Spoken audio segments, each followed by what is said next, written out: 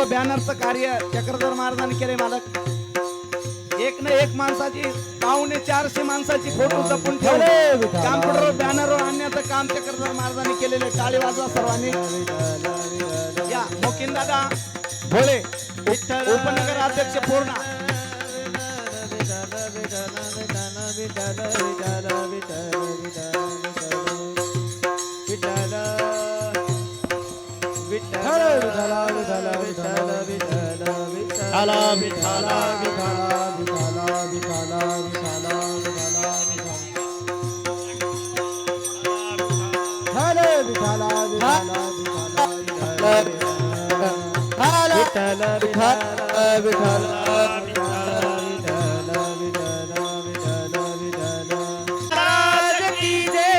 चरण सरोजं सांद्र नीलांबुदाभं जगन निहत पानी मंडनं मंडनानां तरुण तुलसीमाला कंदरं कंजनेत्रं सदय धवलहासं विठ्ठलं चिन्तयामि. नमो सद्गुरु तुकया ज्ञानदीपा. नमो सद्गुरु सच्चिदानंद रूपा. नमो सद्गुरु भक्त कल्याण मूर्ती. नमो सद्गुरु भास्करा पूर्ण कीर्ती. जगद्गुरु तुकाराम महाराज मंदिर पूर्णा हरिभक्तीपरायण संगीत अलंकार सोपान काका बोबडे माटेगावकर यांनी आयोजित केलेला हा बीजोत्सव. या निमित्ताने उपस्थित सर्व आदरणीय महाराज मंडळी, भजनी मंडळी, गुणीजन मंडळी, श्रोती मंडळी,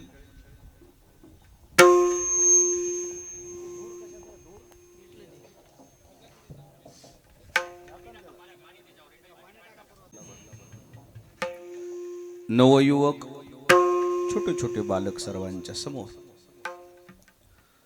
सर्व पूर्णा पंचक्रोशीतून परभणी जिल्ह्याच्या सर्व आजूबाजूच्या परिसरातून आलेली सर्व भाविक भक्त मंडळी, सर्व पूर्णावासी, सर्व शहर, सर्वांच्याच उपस्थितीमध्ये हा सोहळा या ठिकाणी संपन्न होतो आहे. आमच्या बोबडे काकांनी जोडलेली ही सगळी मंडळी एवढ्या बहुसंख्येने या ठिकाणी उपस्थित आहेत. सर्वांनाच मनापासून धन्यवाद देतो. आज सेवेकरता घेतलेला तुकोबारायांचा अभंग सर्वांच्या पाठांतरातला 3च चरणाचा आहे. सद्गुरू मोतीराम महाराजांच्या मोठ्या महाराजांच्या आशीर्वादाने सर्वजण मिळून सेवा करू. विठाला विठाला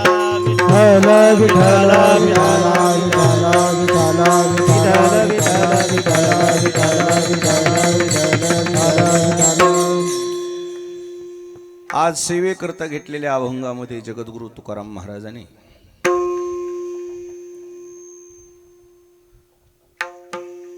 आपलं महानिर्वाण सांगितलेलं आहे.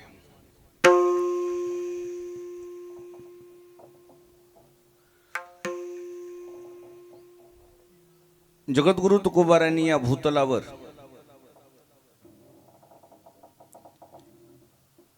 बेचाळीस वर्ष अखंड अव्याहतपणे भगवान पांडुरंग परमात्म्याची सेवा केली आणि आजच्या या पर्व काळावर या जगाचा निरोप घेतला. महाराज सदेह वैकुंठाला गेले. आकाश तत्वामध्ये महाराज विलीन झाले. आमची वारकरी संप्रदायाची श्रद्धा आहे, निष्ठा आहे. 5 मूल्य या महाराष्ट्राला लाभले. ज्ञान, भक्ती, शांती, विरक्ती आणि सद्गुरुनिष्ठा ही 5 मूल्य 5 तत्वामध्ये विलीन झाले. जे 5 तत्व आहे आप, तेज, वायू, आकाश आणि पृथ्वी ही 5 मूल्य 5 तत्वामध्ये विलीन झाले. तसं आज हे जगद्गुरु तुकोबाराय हे आकाश तत्वामध्ये विलीन झालेले आहेत.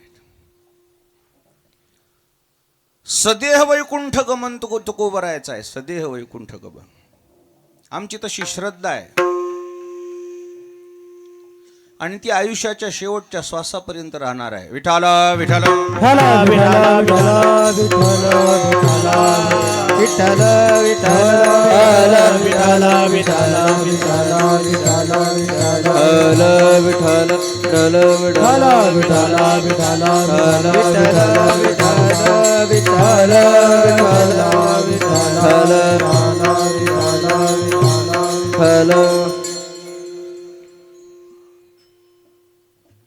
जगद्गुरु तुकोबारायांनी पंचम वेद निर्माण केला संप्रदायाकरता. संप्रदायासाठी जसा चहुवेदाचा अभ्यास महत्वाचा आहे. 4 वेद जसे संप्रदायाला मान्य आहेत, वारकरी संप्रदाय हा वेद प्रणित वारकरी संप्रदाय आहे. वेदावर आधारित ही वारकरी संप्रदायाची मूल्य आहे आणि ह्या 4ही वेदाचं भाषांतर म्हणजे जगद्गुरु तुकोबारायाचा गाथा आहे. चहुवेदाचे हे केलेसे विवरण अर्थ ही गहन करुनिया. टाळ टाळ टाळ टाळ गहन करुनिया. चहुवेदाचे केले विवरण अर्थ ही गहन करुनिया. अर्थ ही गहन चहुवेदाचे केले विवरण अर्थ ही गहन करून या. विवरण करणं हे सोपं काम नाही आहे. वाचक आणि सूचक असे 2 वर्ग असतात. वाचक जो असतो पाहून वाचतो आणि सूचक जो असतो न पाहता त्याचं भाष्य करतो, त्याचं भाषांतर करतो. त्या तोडीमध्ये तुकोबाराय आहेत. 4ही वेदाचं अध्ययन करून त्याचं सार निवडलं, तो म्हणजे पंचम वेद निर्माण झाला. तो पंचम वेद म्हणजे जगद्गुरु तुकोबारायाचा गाथा. विठाला विठाला. वेदामधल्या ज्या रुच्या आहेत हा पाठांतराचा विषय आहे, आकलनाचा विषय आहे. फार अवघड गोष्ट आहे ती. पांडित्याचा विषय आहे. परंतु पाठांतरापेक्षाही तुकोबाराय म्हटले आम्ही त्याचं भाष्य केलंय. भाष्य वेदाचा तो अर्थ आम्हाशीच ठावा एरानी वहावा भार माथा.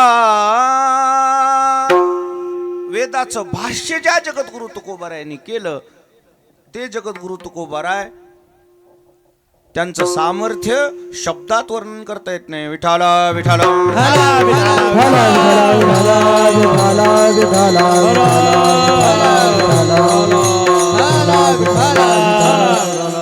कालावधी खूप कमी मिळाला महाराजाला, 42 वर्ष. इतक्या कमी कालावधीमध्ये 4092 अभंग लिहिले. 42 वर्षाच्या काळामध्ये 4092 अभंग निर्माण केले. तेही संसार करून, प्रपंच करून जिम्मेदारीपूर्वक हे काव्य लिखित केलं. विशेष म्हणजे या काव्याची महती आमच्या संप्रदायाच्या दृष्टीने अशी आहे, हे जिवंत काव्य आहे. चंद्रसूर्य आहे तोपर्यंत जे काव्य, जी अभंग भंगणारच नाहीत त्याचं नाव अभंग आहे. विठाल विठाल विठाल.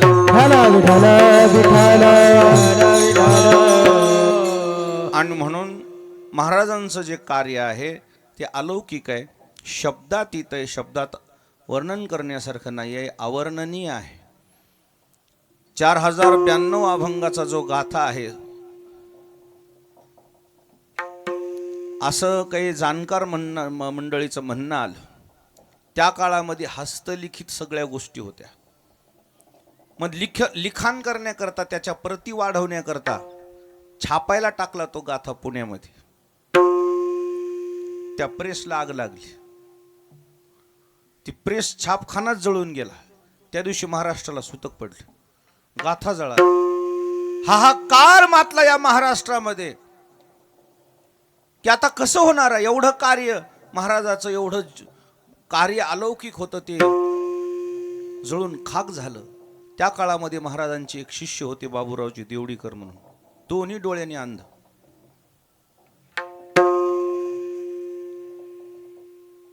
अंध होते ते दोन्ही डोळ्यांनी. त्यांनी सांगितलं, रडू नका, जेही महाराजांनी माझ्या समोर लिहिलेलं आहे, महाराजांचं मी ऐकलेलं आहे, तेवढं आपण पुन्हा मला जेवढं पाठ आहे तेवढं लिहून घ्या, तरी महाराष्ट्राचं, या राष्ट्राचं, या देशाचं भलं होईल. मग काही जाणकार मंडळीचं म्हणणं आलं, तुम्ही अंध आहात, तुम्ही तो काही वाचलेलं नाहीये, एकही काना मात्र इकडं झाला, एकही चरण इकडं तिकडं झालं तर अर्थाचा अनर्थ होईल ना. आणि तुम्ही सगळं म्हणलेलं खरं आहे कशावरून, त्यामध्ये काही असत्यताही असू शकते. त्यावेळेस त्या पूजनीय देवडीकर महाराजांनी सांगितलं, असं करा, एक घिसडी बोलवा आणि त्या घिसड्याला कोळशे गरम करायला लावा. मी माझ्या जिभीनं अभंग म्हणतो, अभंग म्हणणं झाला की मी जीभ पुढं करतो, माझ्या जिभीवर तापल्याला कोळसा ठेवा, तापल्याला. जर मला तो पोळला नाही तर समजावं अभंग खरा आहे, आणि जर पोळला तर खोटा समजू म्हणले. घिसड्याला बोलवलं, 4092 अभंग होईपर्यंत कोळसा पोळला नाही. ही आमच्या जगद्गुरु तुकोबारायाच्या अभंगाची महती आहे. विठाला विठाला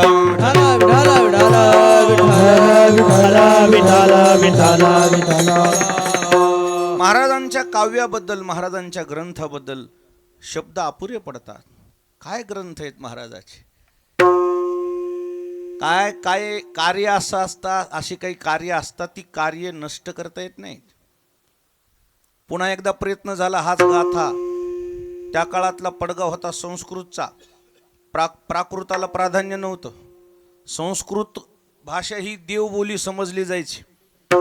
प्राकृताला दुय्यम दर्जा दिला जायचा. काव्याच्या दृष्टीनं प्राकृत म्हणजे दुय्यम दर्जाचं आणि संस्कृत म्हणजे अव्वल दर्जाचं असं मानलं जायचं. विशिष्ट वर्गाचा पगडा समाजावर असल्यामुळे त्याने सांगितलं, लिहायला परवानगी नाही. लिहिले कसे? आता लिहिले म्हणे, आम्ही काही मनानं लिहिले नाही. म्हणजे तुम्हाला लिहायला कोण सांगितलं? लिहायला कोण सांगितलं?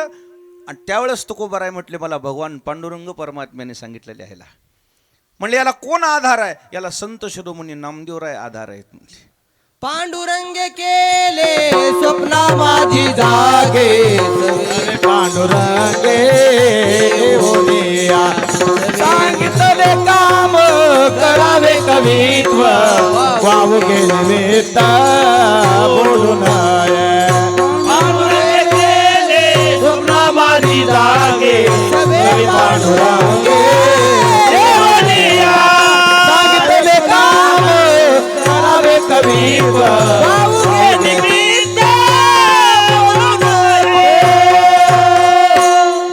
नामदेवे केले स्वप्ना माझी जागे, सवे पांडुरंगे येऊन या, प्रमाणाची संख्या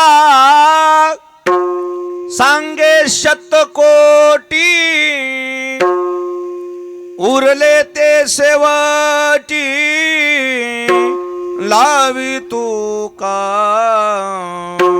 मला नामदेवरायाने, भगवान पांडुरंग परमात्म्याने आज्ञा केली म्हणून हे काव्य लिहिले, म्हटले मी हे अभंग लिहिलेत.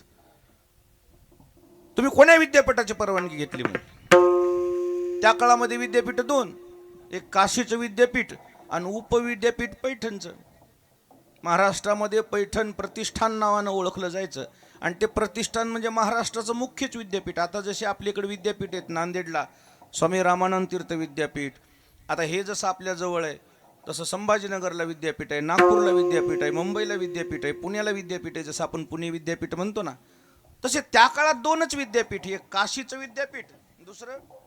मग तुम्ही काशीच्याही विद्यापीठाची मान्यता घेतली नाही, पैठणच्याही विद्यापीठाची मान्यता घेतली नाही, तुम्हाला हे असं प्राकृत लिहिता येणार नाही, आम्ही तुम्हाला आज्ञा करतो हे बुडवून टाका. तुकोबाराय म्हणले आम्ही भगवंताच्या इच्छेनं लिहिलेलं आहे, आमच्या हातात तेवढी ताकद राहिली नाही आता ते बुडवायचं.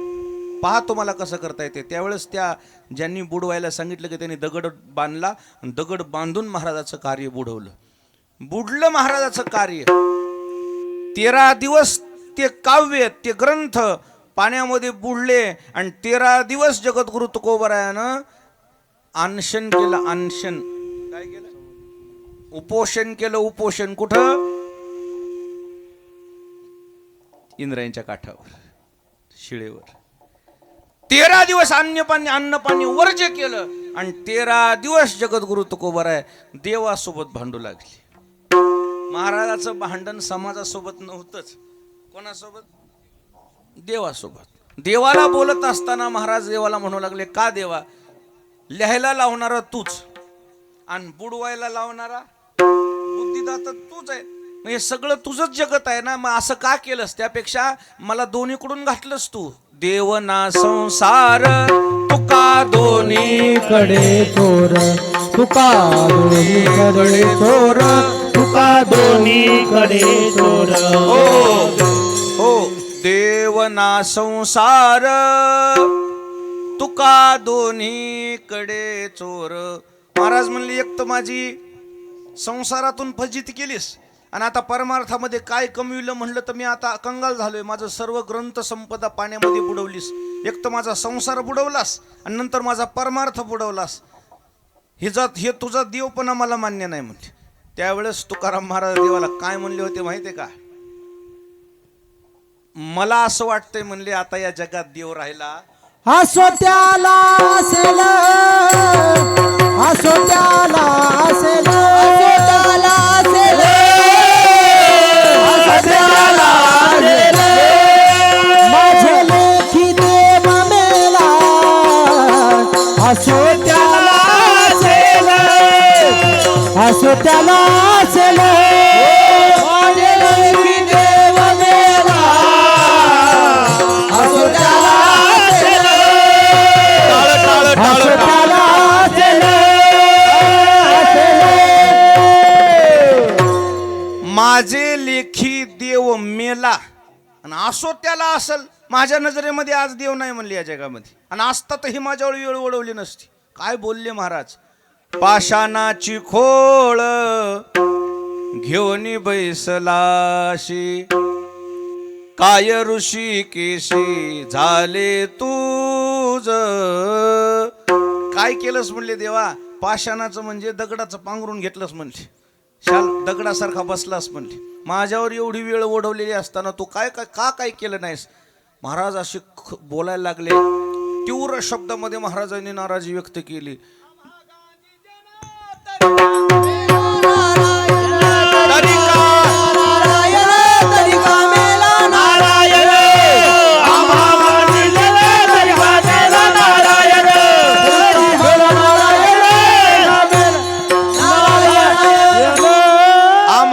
गांजी जन हो,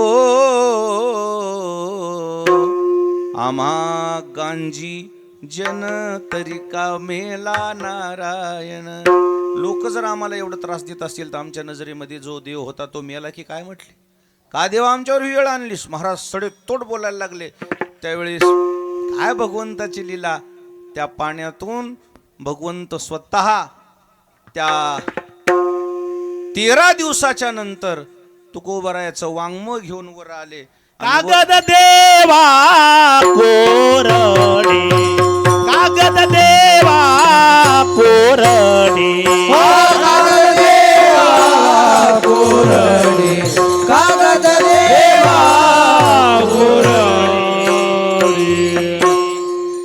कोरडे अगोदरच 13 दिवस उदकी ठेवा 13 दिवस उदकी ठेवा कागद देवा कोरडे 13 दिवस तो उदकामध्ये राहिलेला तुकोबारायाचा अमूल्य ठेवा कोरडा राहिला आणि देववरी घेऊन आले आणि ते कोरडे कागद उदकी न लागता बुंद. काय माणसानं निर्माण केलेलं एखाद्या वेळेस कार्य त्याला दाबून टाकता येईल. देवानं निर्माण केलेलं कार्य साधू संतांनं निर्माण केलेलं काव्य त्याला दाबता कसं येईल. अहो जळी दगडा सहित वह्या जैशा तारी यल्याला. ह्या सामान्य माणसाचं कार्य जर चांगलं असेल तर ते दबत नाही. ते कोण्या ना कोण्या तरी रूपात समाजासमोर येते. किती दाबू द्या ना येतच ते. सत्य परेशान होता है मगर पराजित नाही होता. सत्य सत्यच असतं. महाराजाला किती दाबण्याचा प्रयत्न केला तर त्याला काही फरक पडला नाही. ते कागद ज्यावेळी वर आले गाथा कोरडा दिसला आणि मग लोक म्हणू लागले महाराज देवाला शिवा देऊ नका हो पाहणं कोण आले. मग ते देवानं ज्यावेळेस ते कार्य ते गाथावर आलेला पाहिला आणि मग तुकोबाराय पश्चाताप करून देवाला म्हणलेले देवा मी तुला नसेल तसं बोललो नाही ते बोललो. तुकोबाराय म्हणले प्रेमामध्ये सगळं मान्य आहे. विठाला विठाला हो असं दिव्य कार्य ग्रंथ संपदा या महाराष्ट्राला लाभली म्हणून त्या ग्रंथ संपदेवर आज महाराष्ट्र चालतोय. एका एका ग्रंथातल्या एका एका ओळीनं या देशाचं भलं झालेलं आहे. भुसारे सर या महाराष्ट्राचे गृहमंत्री R.R. पाटील हे 1 वर्ष पंढरपूरच्या वारीमध्ये आले फक्त 30 मिनिटासाठी. त्या 30 मिनिटामध्ये ते दिवसभर राहिले. आले ते 30 मिनिटं करतात दिवसभर राहिले. शेवटी मीटिंग मध्ये मी त्या तळावर होतो पालखी तळावर. भाषणामध्ये एक जणाने एका महात्म्याने अभंग म्हटला.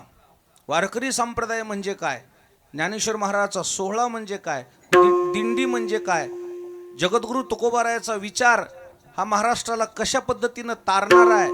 महाराज एक जणांनी बोलून दाखवलं. कोण्याही जीवाचा न घडो मत्सर वर्म सर्वेश्वर पूजनाची. R.R. पाटलांनी सांगितलं हा अभंग किती चरणाचा आहे. म्हटले 3. मला लिहून द्या म्हटले. लिहून दिला. म्हणले याचा तुम्हाला काय करायचं. म्हणले मी बरोबर करतो काय करायचं. 8 दिवस त्या अभंगाचा अभ्यास केला R.R. पाटलांनी आणि 8व्या दिवशी त्यांनी एक योजना आणली. तंटा मुक्त अभियान. कोणतं अभियान. गावातली तंटे कुठं मिटवायचे गावातच मिटवायचे. आणि हे ज्यावेळी त्याने प्रसार माध्यमाला ते सूचित केलं प्रेस कॉन्फरन्स घेतली त्यांना विचारलं गेलं प्रसार माध्यमाने विचारलं प्रेस मीडियाने इलेक्ट्रिक मीडियाने की बुवा हे तुम्ही कसं सुचलं तुम्हाला हे तंटामुक्त अभियान तुम्ही राबवलं कसं. त्यावेळेस त्याचं एकच उत्तर दिलं मी ज्ञानोबारायाच्या सोहळ्यात गेलो आणि तुकाराम महाराजचा एक अभंग माझ्या मनात घर केला. कोण्याही जीवाचा न घडो मत्सर आणि वर्म सर्वेश्वर पूजनाचे. एका चरणानं महाराष्ट्रातली तंटे मुक्त करायची बुद्धी जर गृहमंत्र्याला प्राप्त होती हे जगद्गुरु तुकोबारायाच्या विचाराचं मोठेपण आहे. विठाला विठाला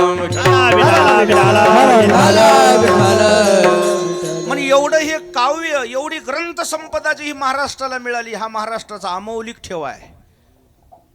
सोनं फिका याच्या पुढे सुवर्णाक्षरापेक्षाही हे जे शब्द आहेत तुकोनी घेतले मोती जैसे. आणि म्हणून या ग्रंथाबद्दल बोलावं तेवढं कमी आहे. जगद्गुरु तुकोबारायाची महती आयुष्यभर वर्णन जरी केली मी असे बाले किती जरी जन्म घेतले तर ते महाराजाचं वर्णन होणं शक्य नाही. तुकोबारायाचं वर्णन शब्दात कसं करावं. शब्द अपुरे आहेत. अशा महापुरुषाला अशा महात्म्याला फक्त 42 वर्ष आयुष्य लाभलं आणि 42व्या वर्षी जगद्गुरु तुकोबारायाने या जगाचा निरोप घेत असताना भगवंताकडे प्रार्थना केली आणि भगवंत स्वतः महाराजाला न्यायला आले. आणि प्रत्यक्ष जगद्गुरु तुकोबाराय भगवंत न्यायला आल्यानंतर त्यावेळेसची परिस्थिती लिखित करतात अभंगाच्या पहिल्या चरणात. आम्ही जातो तुम्ही कृपा सुद्यावी. आम्ही जातो तुम्ही कृपा सुद्यावी. आम्ही जातो तुम्ही कृपा सुद्यावी. आम्ही जातो तुम्ही कृपा सुद्यावी. सकळा सांगावी विनंती माझी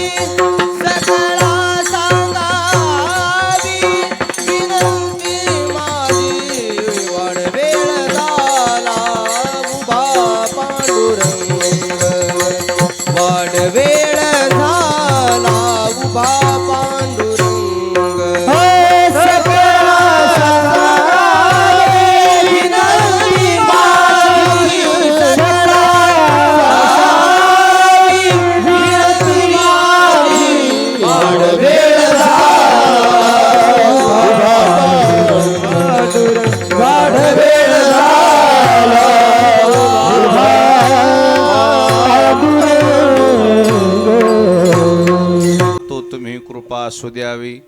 सकळा सांगावी विनंती माझी. महाराज जिथून आले, वैकुंठातून आलेले जगद्गुरु तुकोबाराय, आम्ही वैकुंठवाशी आलो याची कारणाशी. बोलिले जे ऋषी साच भावे वर्ताया. पुन्हा महाराजाचा परतीचा प्रवास सुरू झाला. जसं ज्ञानेश्वर महाराजाचा पालखी सोहळा पंढरपूर आळंदीला येतो ना, पौर्णिमेला पुन्हा काय होतं, परतीचा प्रवास चालू होतो. तसा महाराजाचा 42 वर्षानंतरचा परतीचा प्रवास चालू झाला. का?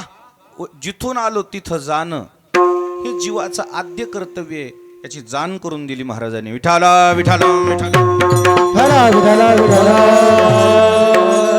तुम्हाला सर्वांना समजण्यासारखं विषय मी तुमच्या समोर मांडतो.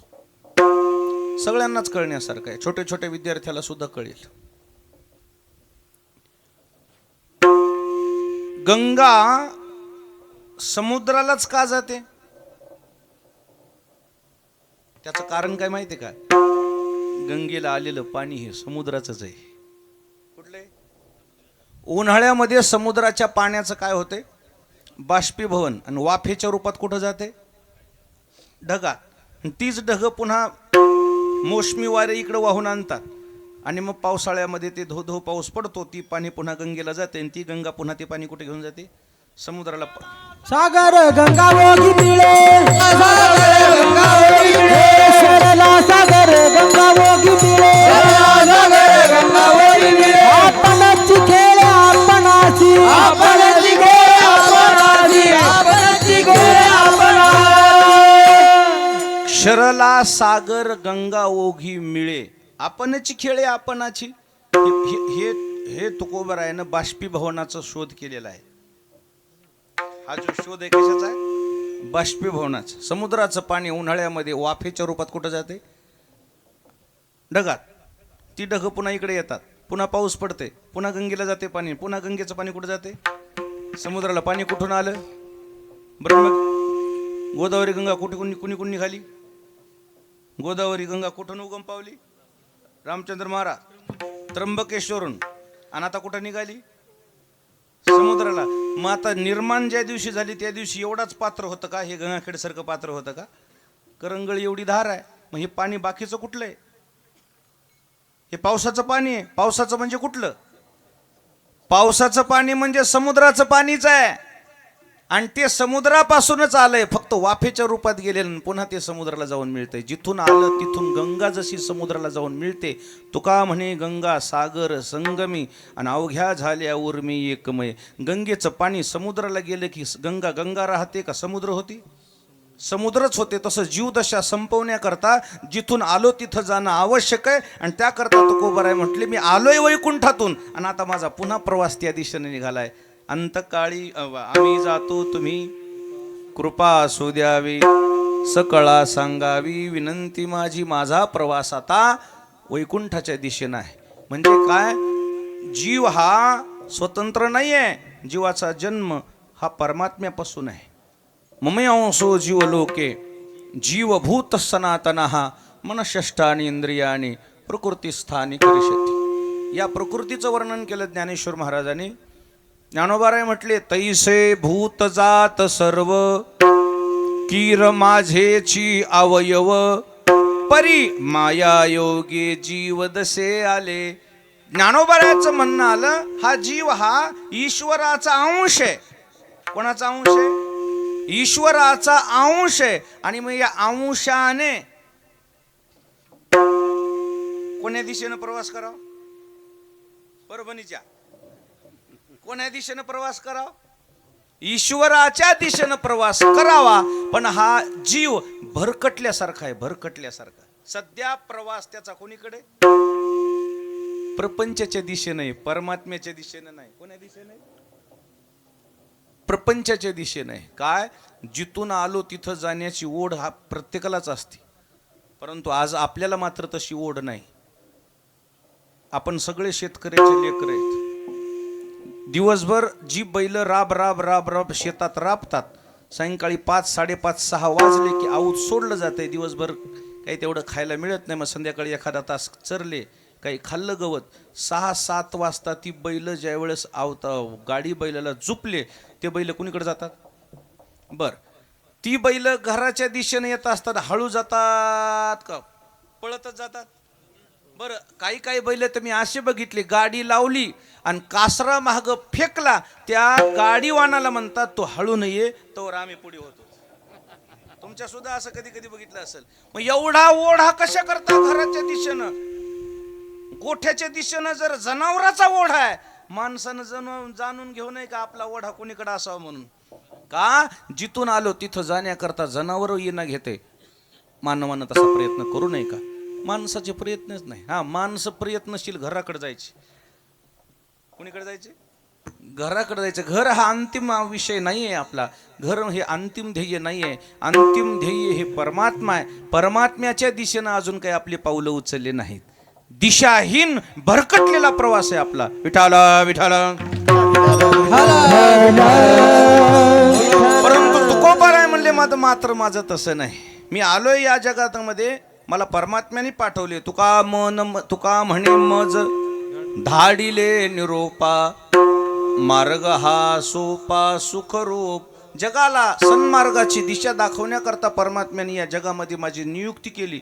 पण आता माझं कार्य संपलंय, आणि कार्य संपलं की पुन्हा मी आता कुणीकडे निघालोय? बाई बाई जाते ग माहेराला, बाई बाई जाते ग माहेराला, बाई बाई जाते ग माहेराला, बाई बाई जाते ग माहेराला, माझ्या मुलीच्या घराला, माझ्या मुलीच्या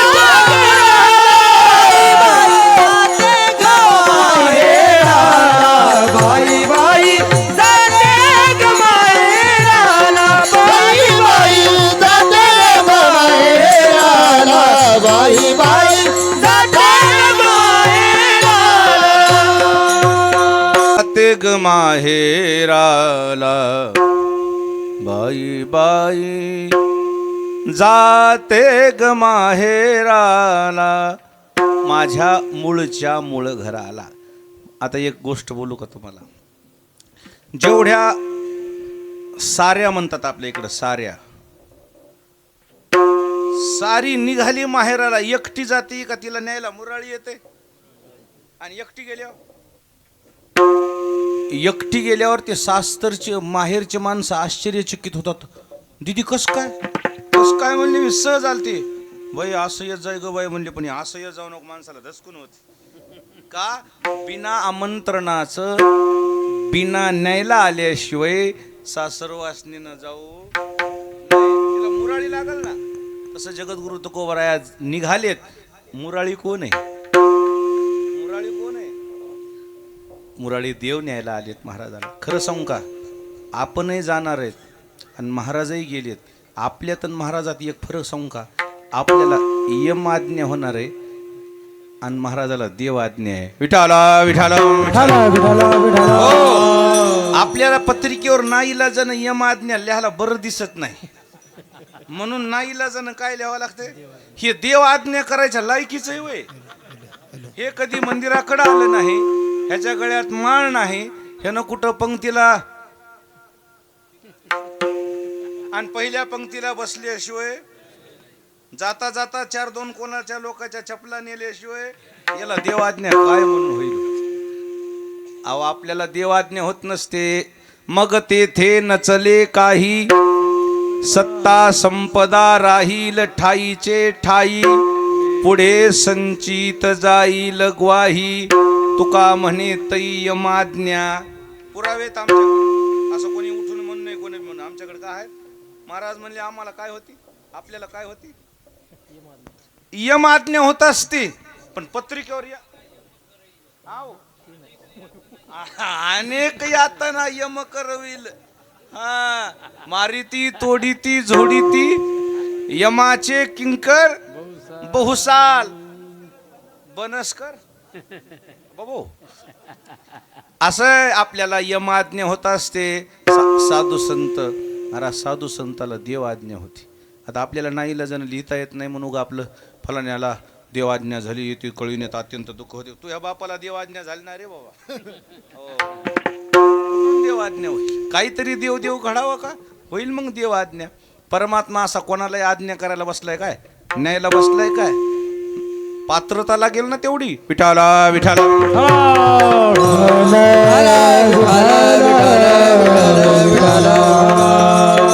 महाराज म्हणले मी निघतोय ना, मी असा निघालेलो नाहीये. वाढ वेळ झाला उभा पांडुरंग, वैकुंठा श्रीरंग बोलावी तो. मला परमात्मा न्यायला आलाय म्हटले. आणि बराच वेळ देव प्रतीक्षा करतोय माझी. पण मी असा निघतोय असं अचानक माझं जाणं उचित नाही. म्हणून मला जगताला सांगून जायचंय.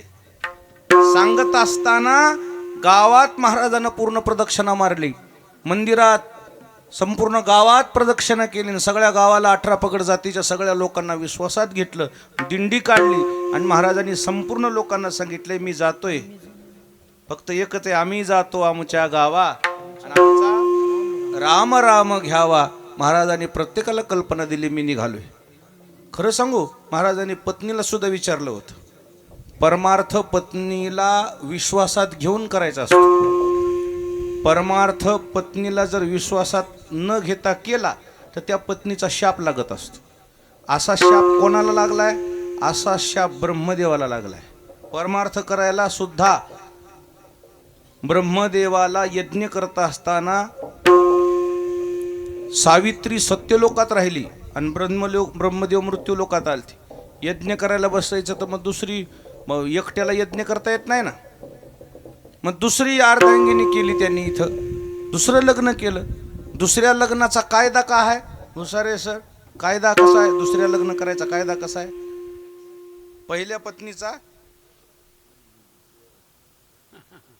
अर्ज बघावं लागल ना, परवानगी आहे का? मग दुसरं लग्न सावित्रीने परवानगी न देता ब्रह्मदेवाने विचारात न घेता लग्न केलं.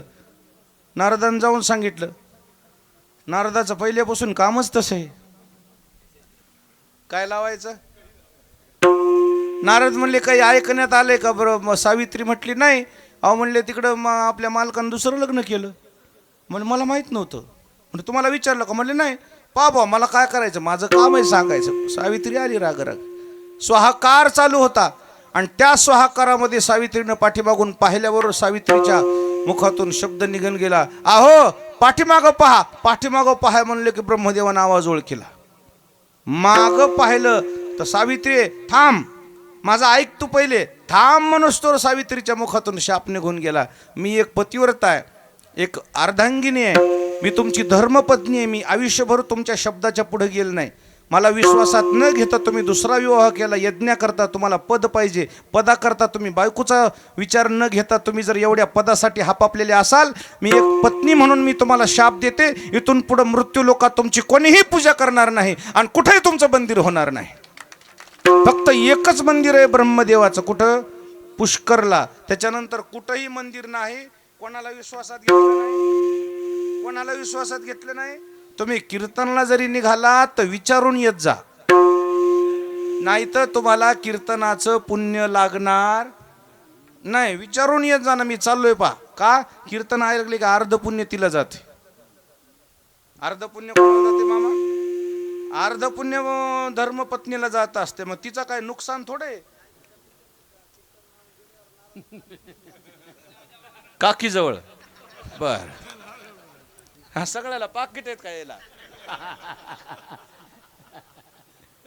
पत्नीची परवानगी न घेता तुम्हाला नाही करता येत परमार्थ, नाही करता येत. तुकोबाराय एकदा म्हणले, आवडे मी वैकुंठाला चाललोय, तुला यायचंय का?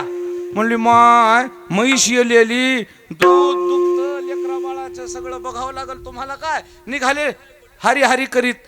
जिजाबाईला वाटलं वैकुंठ म्हणजे भंडाऱ्या बाळासारखंच एखादं ठिकाण आहे काय. मी वैकुंठाला चाललो म्हणजे माणूस म्हणता नाही का मी पूर्णाला चाललो. येतील माय चाललेत म्हणजे काय करतील? जिजाबाईला काय माहित हे गेल्यावर पुन्हा वापस येणार नाहीत. महाराज सांगून सुद्धा जिजाबाई काही आल्या नाही. अक्षरशः सर्व गावाला महाराजांना सांगितलं आता मी निघतोय.